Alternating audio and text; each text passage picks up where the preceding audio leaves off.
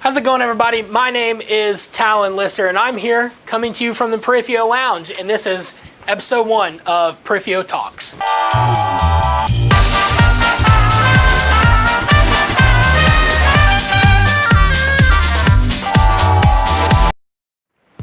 So episode 1 of Periphio Talks is going to be all about the price differences between console and PC gaming. There's a big stigma out there in the environment and in the communities that PC gaming is much more expensive than console gaming. And I wrote a full article about this, so you can check that down in the link in the description below. But the full breakdown, and when you look at it from a macros perspective, the full breakdown is that PC gaming is actually not that much more expensive than console gaming, and in fact, in a lot of aspects, it's actually cheaper over time. So I'm going to go into that a little bit more. So the first thing that you kind of have to look at when you look at the debate of whether or not console gaming or PC gaming is cheaper is you got to look at the upfront system cost. And the reality of this is that typically the upfront system cost of a PC is higher. I mean, the cost of an Xbox One, if you go out and buy one, is around $300, and that comes with a free game usually. So a lot of times they bundle those in.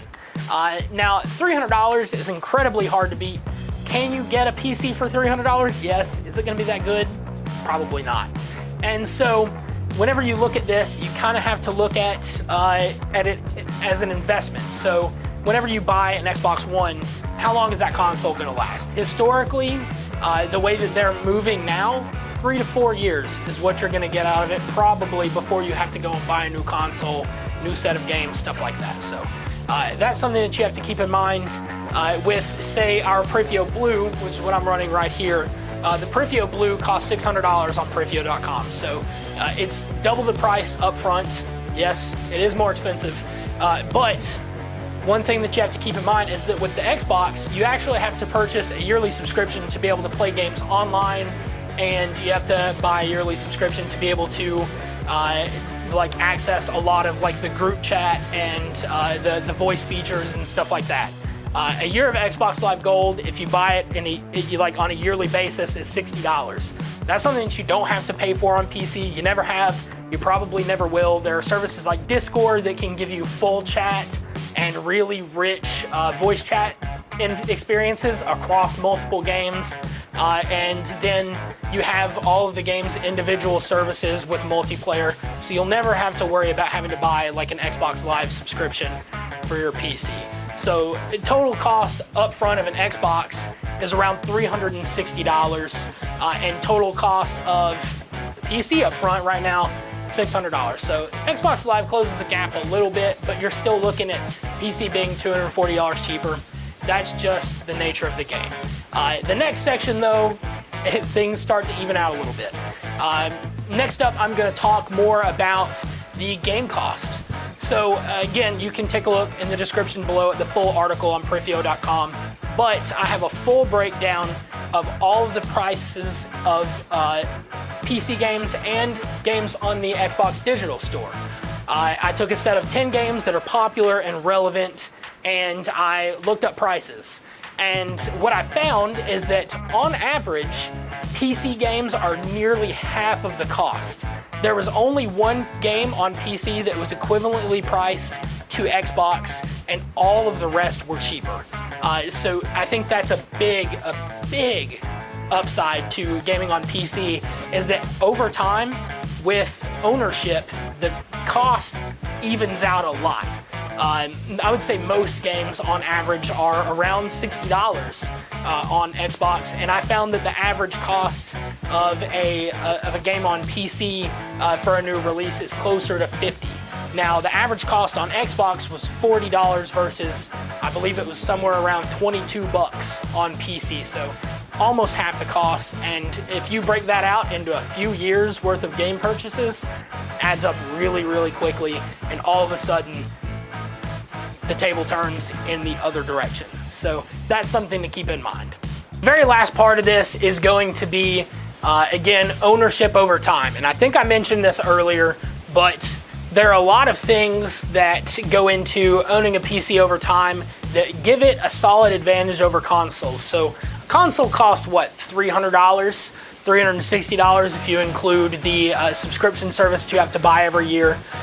With PC, obviously $600 up front, games cost nearly half as much, but you also have the factor of upgradability.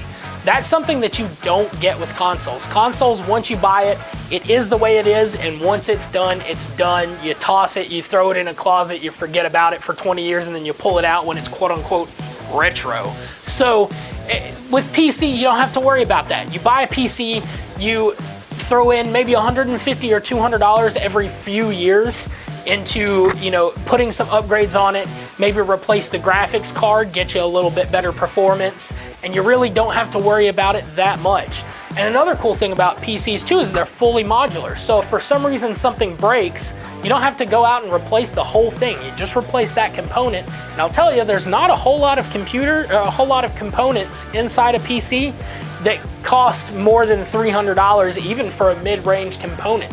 You can get processors nowadays as low as $100 for a brand new processor. You can get boards as low as $70 or $80. You can get graphics cards for as low as like $150.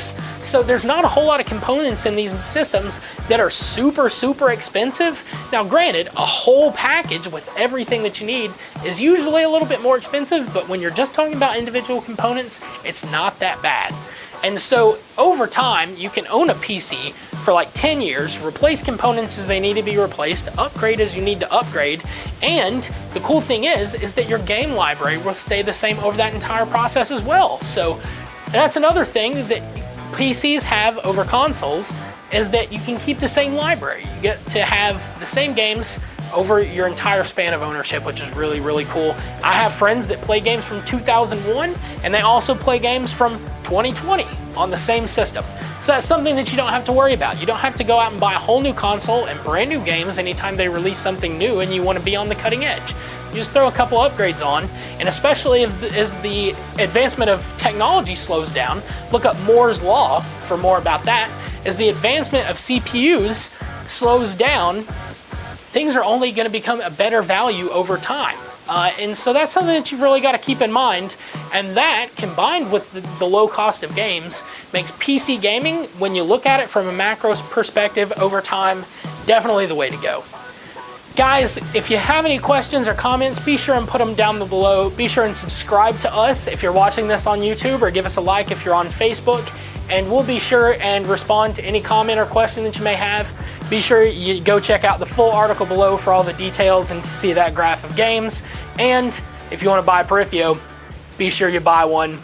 We got them.